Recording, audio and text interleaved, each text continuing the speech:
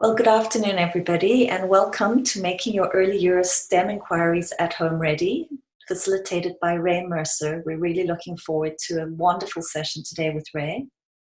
Before we get started, I would just like to acknowledge that we are gathered in the territories of various Indigenous peoples, and we further recognize their stewardship of these lands in which we live, learn, work, and play.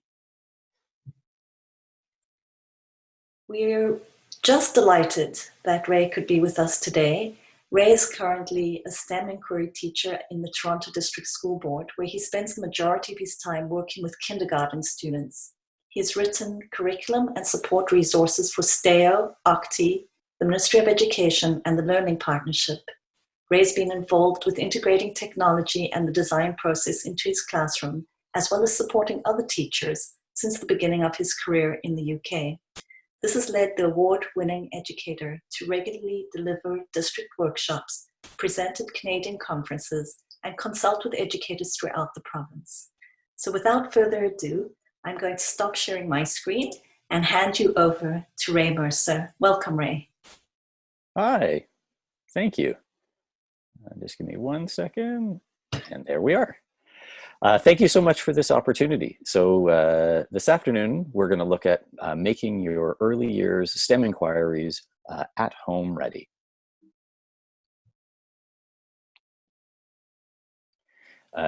So the agenda or the steps we're going to take, first we're going to talk about briefly what is an inquiry, so we all have a common understanding. From there, how to start developing your inquiries. Then we're going to go on to translating classroom resources, stuff that we already have, particularly some stuff from STEO, and how you would use that. And finally, take a look at what this really looks like once it gets home.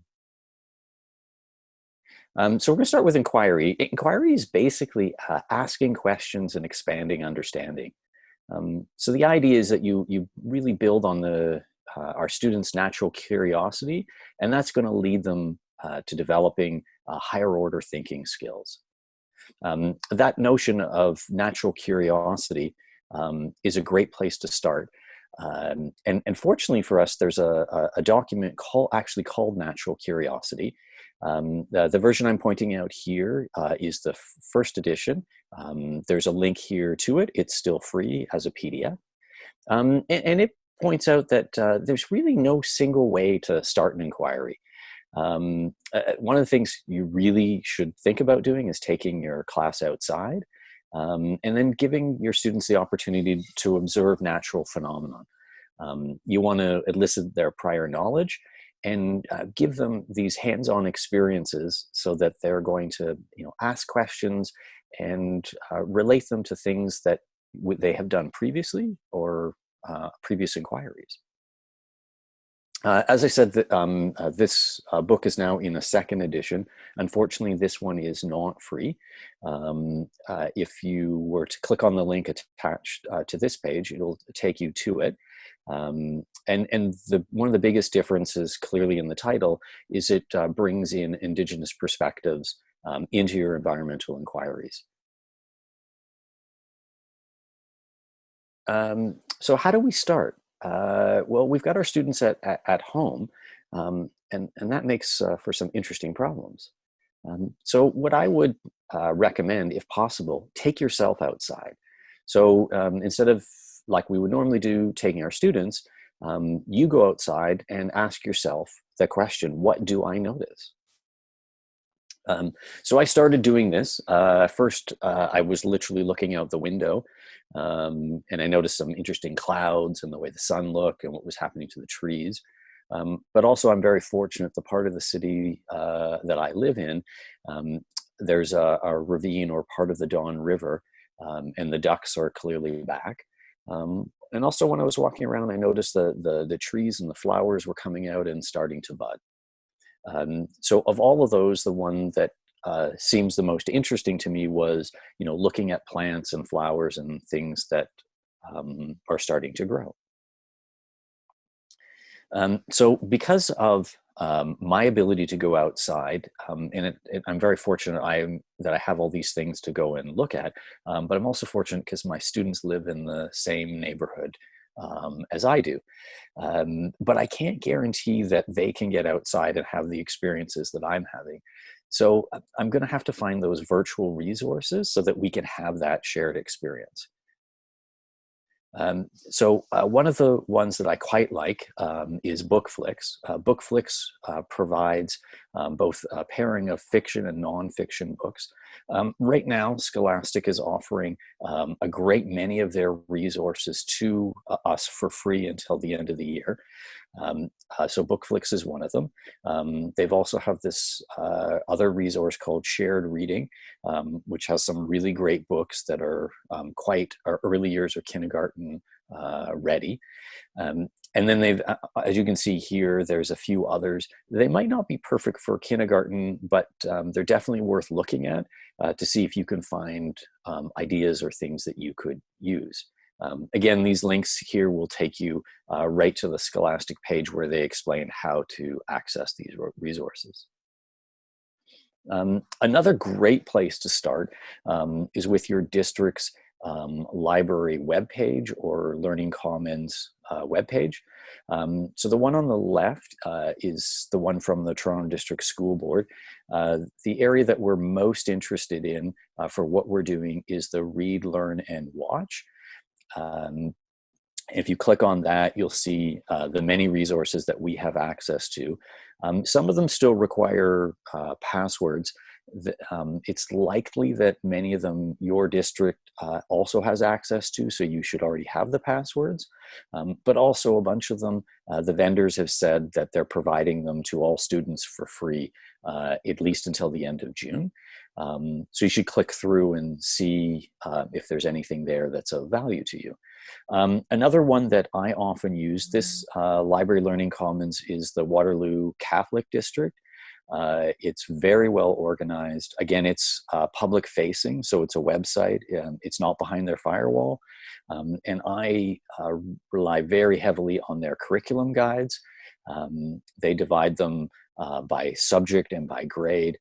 So it's a really good way to sort of narrow down what you're looking for and finding things, whether it's books or websites or videos, very nicely organized. I know most districts have something like this, but these are quite easy to find, and you can just click on them because they're public websites. Couple other resources that I quite like. This Watch and Learn library is also from Scholastic. They're giving us access to it for free. If you follow the link that's attached here, it will take you to the page that will give you both the password for Watch and Learn and also Bookflix. These are usually services that they charge for. So you'll find the information there. The videos on Watch and Learn are really early years kindergarten friendly. They're short, they range from 3 to 5 minutes, very, very high quality. You'll quite like them. Another resource that's been around for a while is BrainPop. It started out as a science video database. So you would have a question that would be asked by the human character usually in the form of a letter, and with the help of the robot, they would have a discussion and then go through and answer your questions. There's a more primary version of it called BrainPop Junior. So both are great. This one, the answers are a little more kindergarten or early years friendly. And right now, if you, again, follow the link that I've attached here, it'll take you to the BrainPop website where you can apply to get an account for your whole school. And what they're advising is that you create a username and password that you can share for your whole community. And again, until the end of June, they're providing this to us for free. Another resource that all of us have access to in the province, it's ministry licensed, is Learn 360, which provides a huge amount of video and interactive content.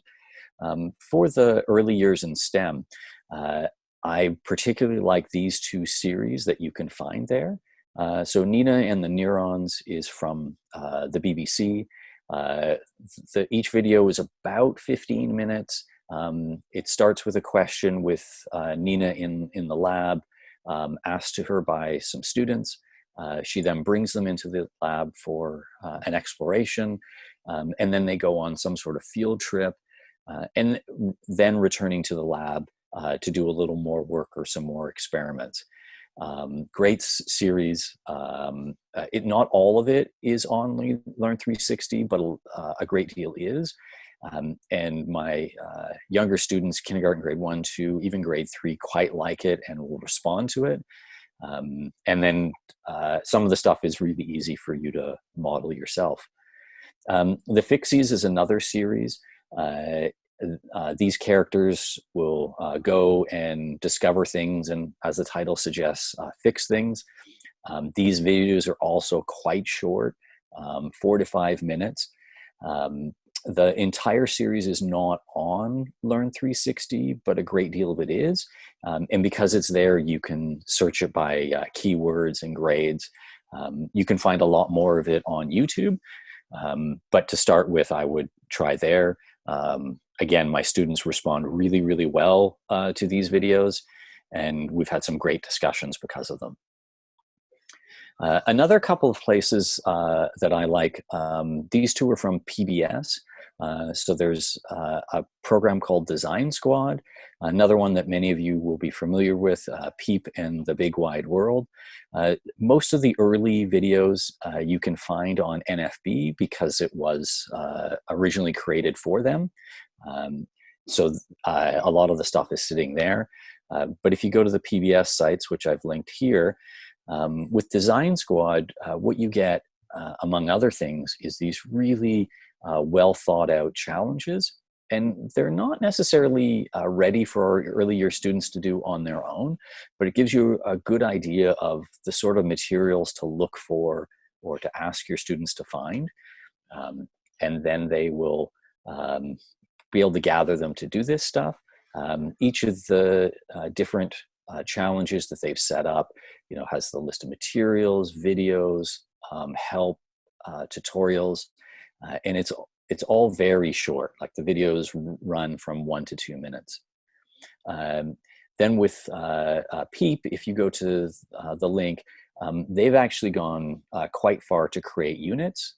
So if you click on these, what you're going to find is instructions day by day, what to do, the questions to ask at the beginning, books to follow up with, and clearly Peep videos. With all of these resources, one of the things you have to think about is how they can be accessed on different devices.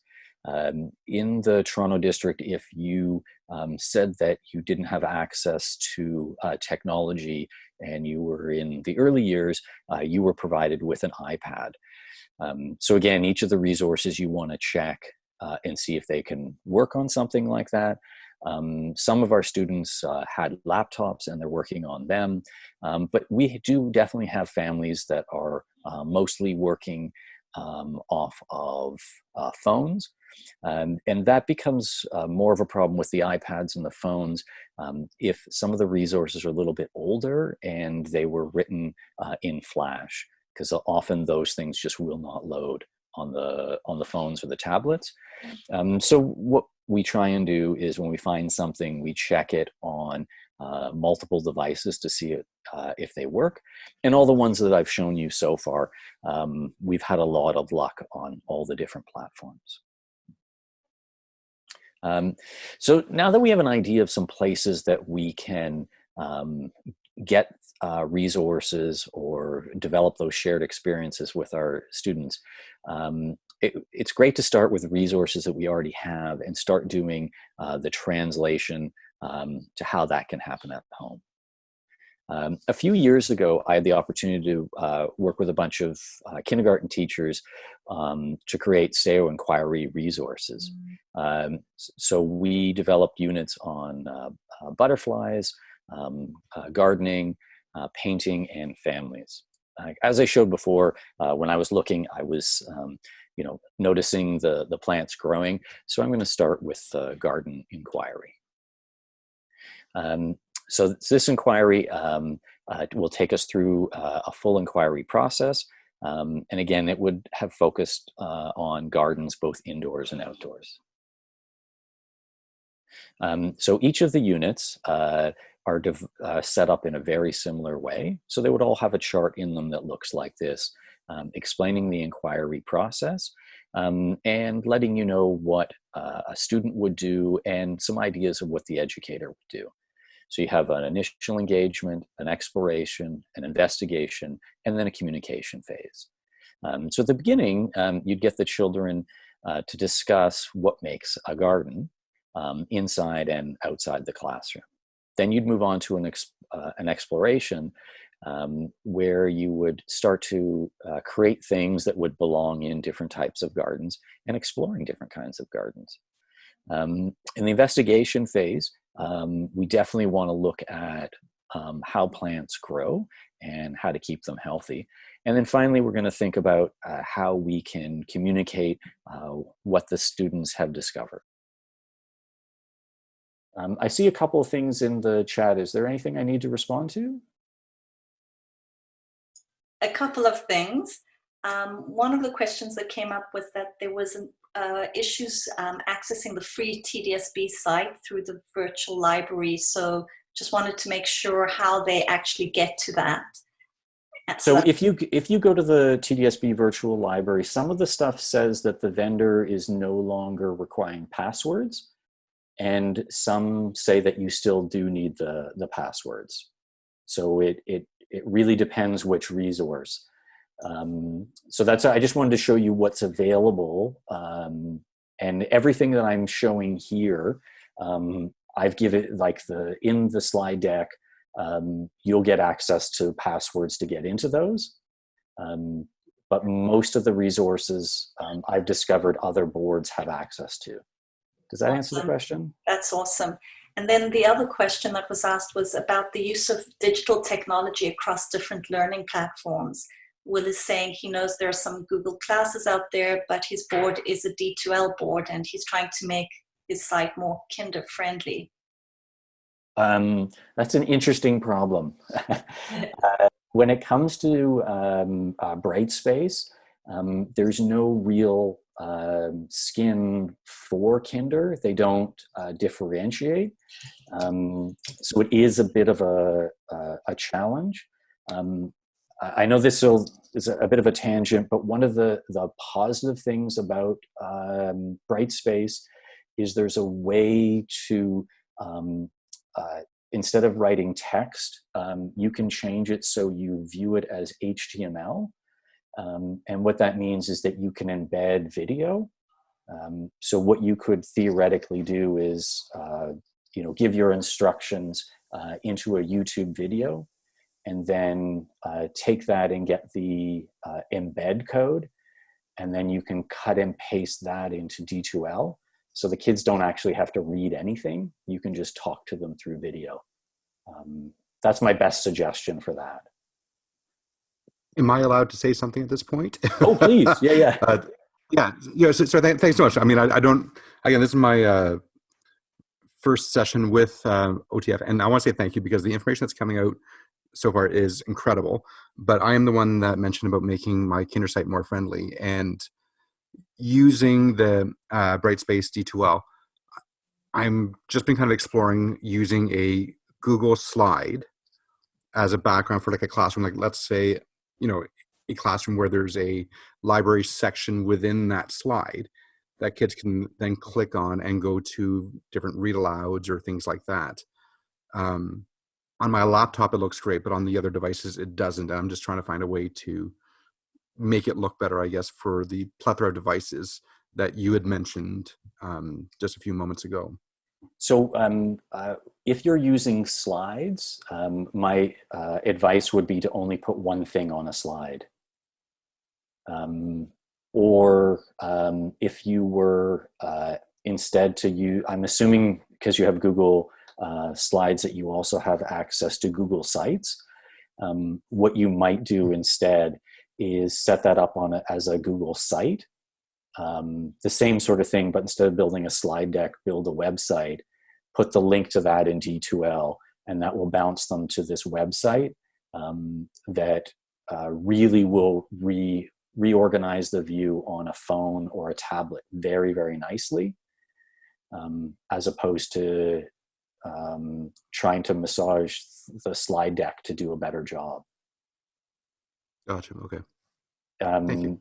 No problem. I don't know if you've sites is super, super easy. And one of the nice things about it when you're testing them, it allows you to see what it would look like on a laptop, what it would look like on a tablet, and what it would look like on a phone. So you have a really good idea really fast what you might, what it's going to look like. That's my best advice. Like D2L has some very, very powerful features. But like you said, I don't think they didn't think of 4 and 5 year olds when they designed it. No, and one of the things that I'm looking into as well is with our TELT team, more or less what are we allowed to do as well as employees of the board? Because I know we can use some of our professional judgment, but I also want to make sure that if there's something I want to do, that it's going to be supported.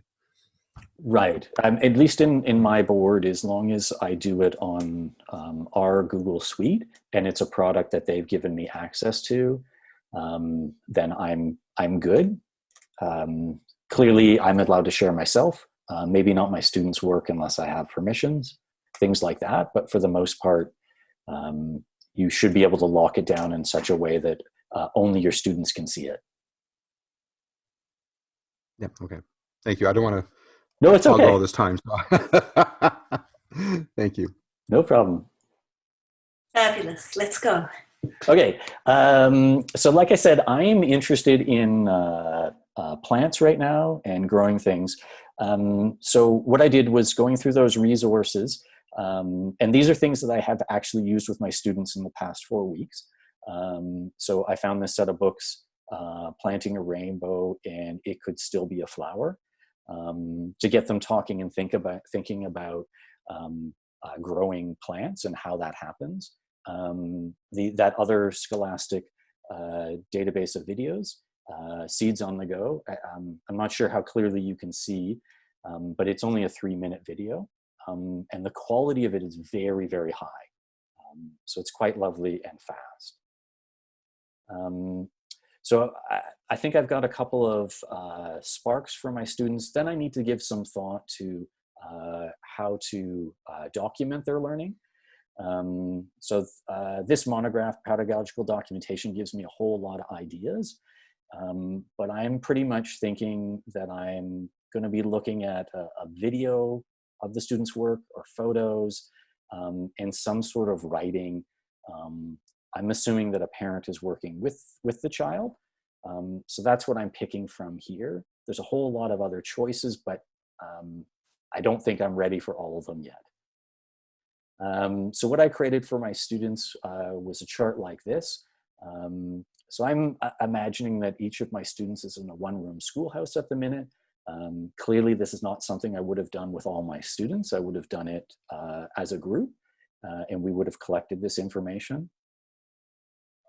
And then I had to think ahead because the way the structure is working with my kindergarten classes, I technically right now only teach them once a week. Like I'm the science teacher for the whole school, so that was sort of what we worked out. So I want them to get ready for the planting. So I said literally in a week, we're going to start doing some planting, and these are some things that I want you to look around the house for. Something like soil, some sort of beans, if possible, a plastic bag, paper towel, and a yogurt tub or small container. I happen to have some at home right now. The brand that I bought, I discovered when I was washing them that the images on them were paper, and if I soaked them in hot water while I was doing the dishes, they came off quite nicely. So I gave them a week's notice to get materials like this together. Um, I just wanted to show that this is stuff that's in my house that we've been playing with. I experimented with a lot of different ways to do this, to get it to work, trying to see what's possible. I've got the end part of a lettuce that we've been growing. We've been trying celery. We've been rooting green onions. We took an egg carton, filled that with soil, and there's actually eggshells in there as well to see if that would help. The two that look like dots on paper towel, one is tomato seeds and one is blueberry seeds. Again, trying to find seeds that, what if my students can't find anything.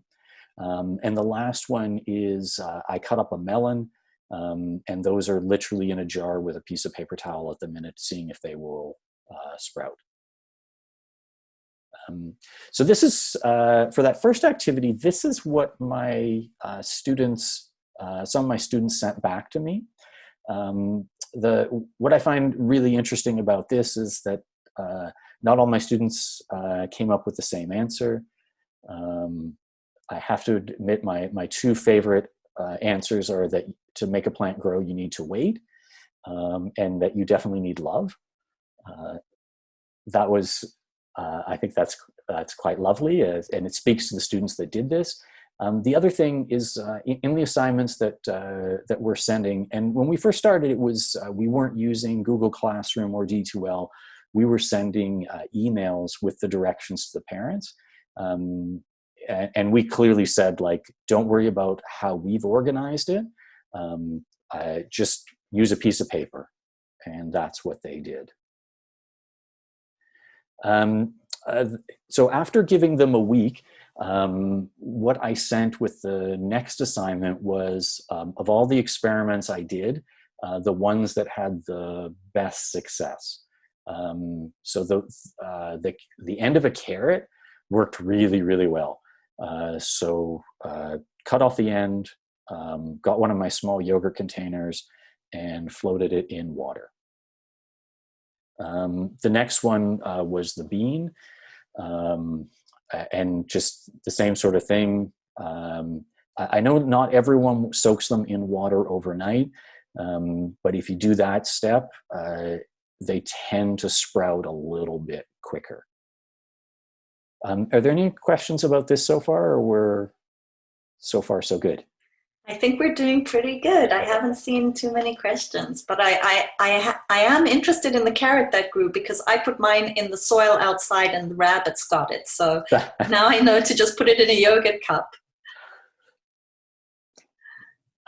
So this is these are some photos that were sent back to me of the student work. So they had a fair bit of luck. I see a question here about the carrot top. It was covered in water. I believe it was taken out for the photo, and I don't know why. And I noticed in this one, it could be because it appears that there's a root growing on it, and I think that's what they wanted us to see. For my example, I had it just sitting in water about a third of the way up, and that was enough for it to grow. Interestingly enough, when I moved it to soil, it died really quickly.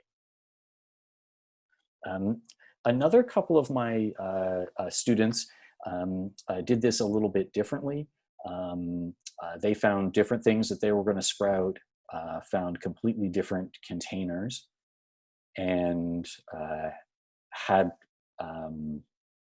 appears to be a fair bit of luck. Do you have conversations with them, Ray, about why it works or why it didn't work? Or unfortunately, at this point, no. We comment on what they send back, but the workflow is mostly through the Google Classroom. So we can send messages back, but it's been an interesting experience trying to have that two-way communication. We're also finding that the students aren't, or the families are posting the student responses or the student works when they have time. A great deal of it's being posted between, I'd say, 9 p.m. and 2 a.m., which is really interesting. So it's unfortunately, no, that's the part that I think what we're missing the most is being able to ask the questions. For sure. Interesting. I love the work that they've what's being produced. It looks really excellent. Yeah, and I love that they're being creative in, like make it not exactly copying what I'm doing. Yeah, always a good sign. That's yeah. Sorry, I'm seeing a question here, including the. It's more a comment from. Oh, okay. Just different ways of opening conversations, I guess.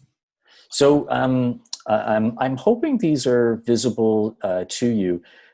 So the one on the left was our first week of doing this, where I literally just asked the students to make observations by drawing.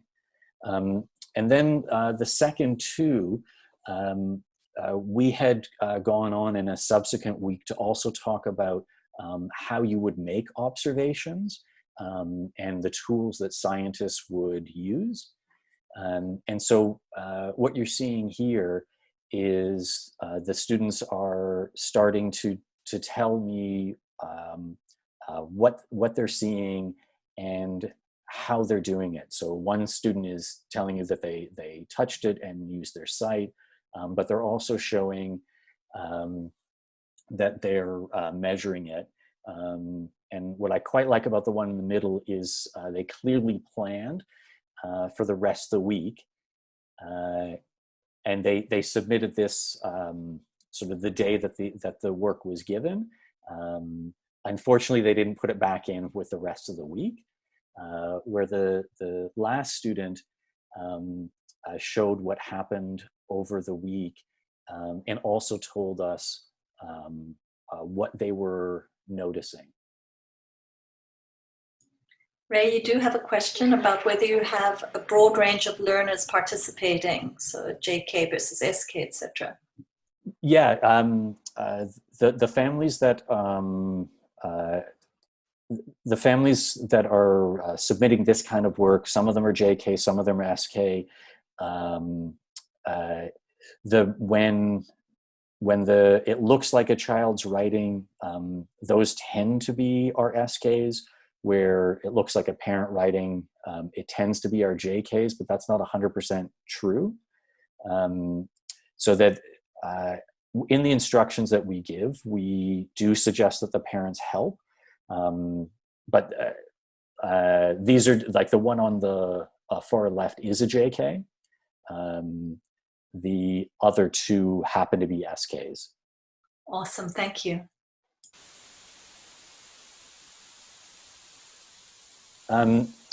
So I'm just about done the formal part of the presentation, and I just want to point out this. So when we were working with STAO, we really wanted to make sure that people thought about play, and we call it this article that's linked to here talks about the kindergarten continuum. So in a classroom, you want it to be, rich in child-initiated play. But then you also want the teacher-guided learning. And so we've got our students at home, so we don't want to get too far over where like it's 100% scripted by us. But we also don't want to go to the complete other extreme where the kids are just playing all day if we can help it. So we're trying to aim for stuff that brings the families and the students somewhere in the middle. And so I'm hoping that these activities are kind of playful and creative. That's the hope, at least.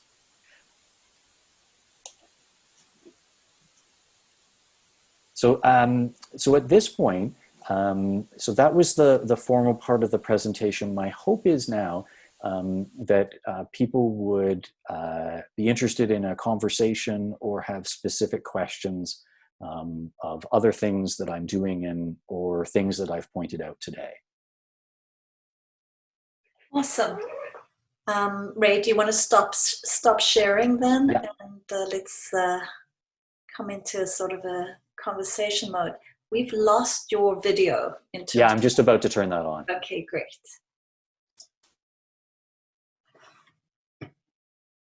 Or I'm going to try to.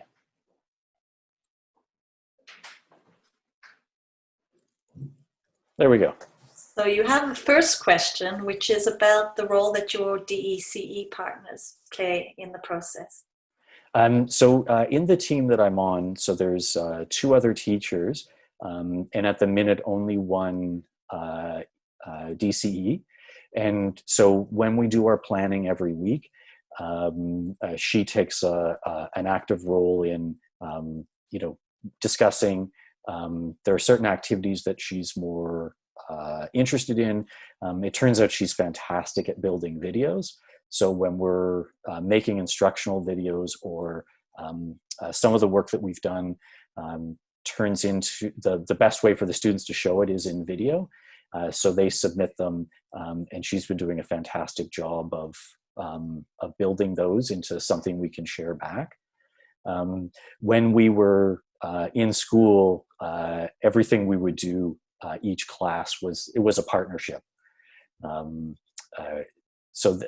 I would say she's a partner, and I'm very fortunate because of where I am that's the way it works. That's awesome. That's awesome. I also really loved the way you showed the various approaches that the kids took, and that they could come to the assignment regardless of what they had at home.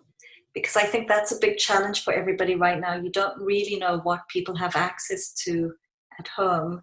And I think the fact that almost anything could be used to grow something is a really good place. And so that took some playing. And I've even got here a bag of coffee grounds as soil. Like you can use tea and coffee. Fortunately, I happen to have a bag of potting soil in the house, but that works really well.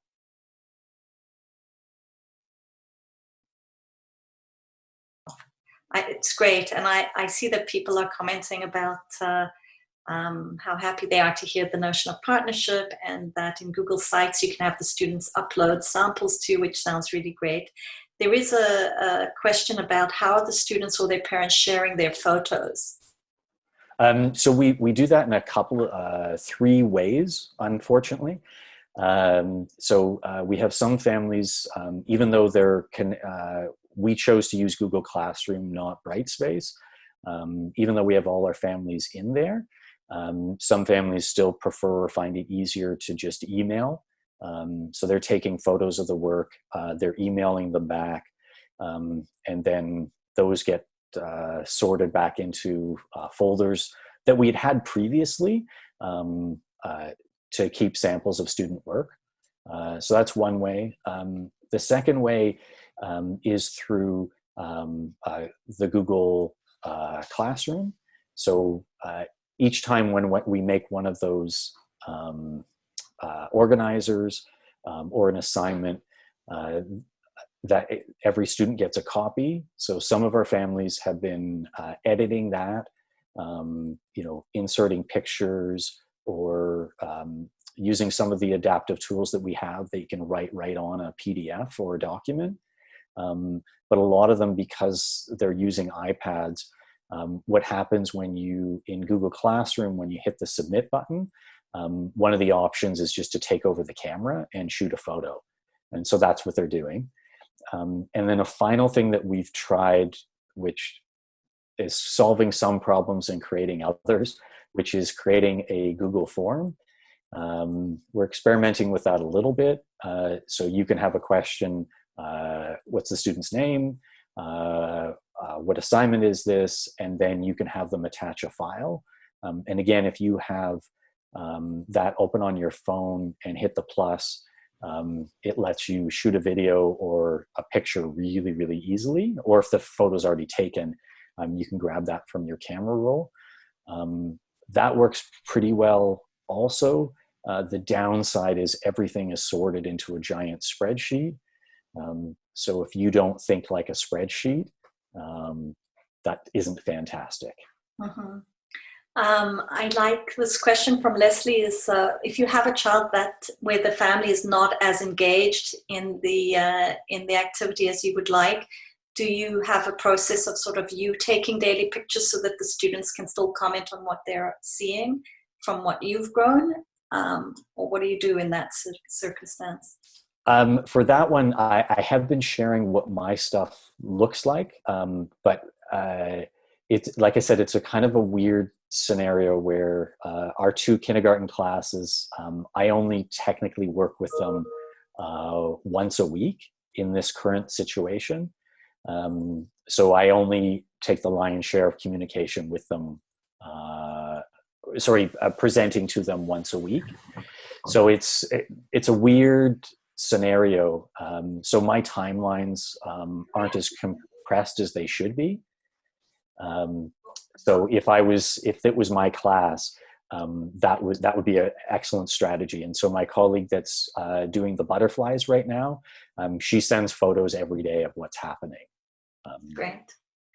So there are lots of great comments coming into the chat, but another question that's there is, are there any ideas like the ones you shared in the Nondigital remote learning package that went home? That not that I'm aware of. So in the Toronto district, we didn't have access to what got sent in that package. It was produced centrally, and the families that didn't have technology, they had them mailed to them.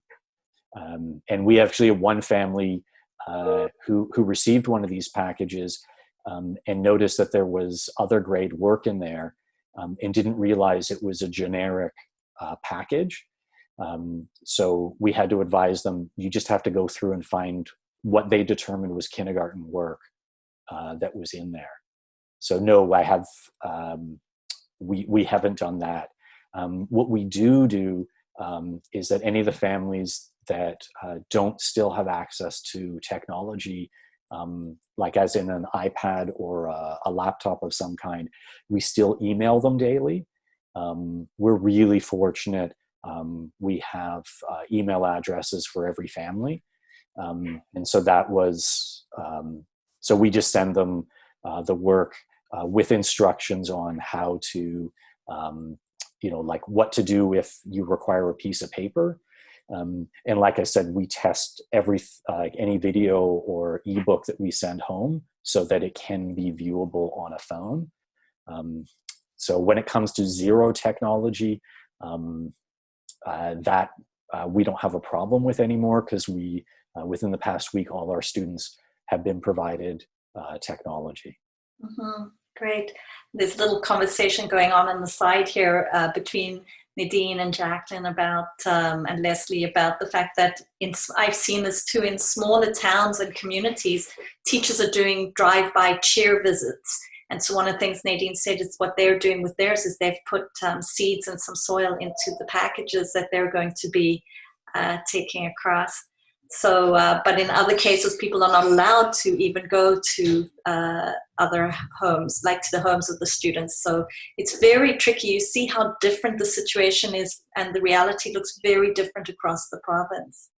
And I find that fascinating because, like I was saying, I live in the community with my students. Like there are students at my school that live on my street, but even so, I'm technically not allowed to go drop stuff off to them, which seems insane to me. But at the same time, that's what my board has decided, that anything gets sent has to be sent centrally. So that's unfortunate. I love the idea of dropping small care packages off. That would have solved a whole lot of problems for me. Okay, awesome. So we had promised 45 minutes and we're a little over that timing. I want to just give people one last opportunity to ask any remaining questions that they might have, because it's now or never. And I am not seeing others other than everybody starting to say thank you, which I also am very grateful for this session. I thought it was really awesome, and I know that when I'm learning, everybody else must be learning too, so it was really great. I know people are interested in having access to the slide deck and the resources. Ray, you also have a STAIR resource that you're providing, so we'll make sure that that's available to people. And your slides we're making available in two different ways. One is a link and one is to the actual PDF document. That will be emailed out to people, and you do need to check in your junk folder, because we're finding that some of the messages are inadvertently ending up in people's junk folders. You will also receive a link to an evaluation for this webinar that we'd really be grateful if you would take a moment to fill out. And of course, we have many other webinars that we're offering over the coming weeks. So there's a link for you to go back to the OTF Connect's calendar to see if there are others you'd like to participate in. They fill up very, very fast. So really and truly, if you are interested, please do register. And Ray, it just is left to me to say thank you so much for being such an awesome presenter and for sharing your wealth of knowledge and also your excitement about the work that you're doing with the students. Thanks so much. Oh, you're welcome. Thank you. I just had a question about how to get in touch with me, which I think is, I put my Twitter handle, which is probably the easiest, which is in the slide deck. But I will just, I put it in the, I'll try and put it in the chat. And it's at Ray C. Mercer. The C is really important, or you get somebody who is not me. Oh, and thank you for letting me do this. Ray C. Mercer, yeah, it is. Okay, fantastic. Thank you so much.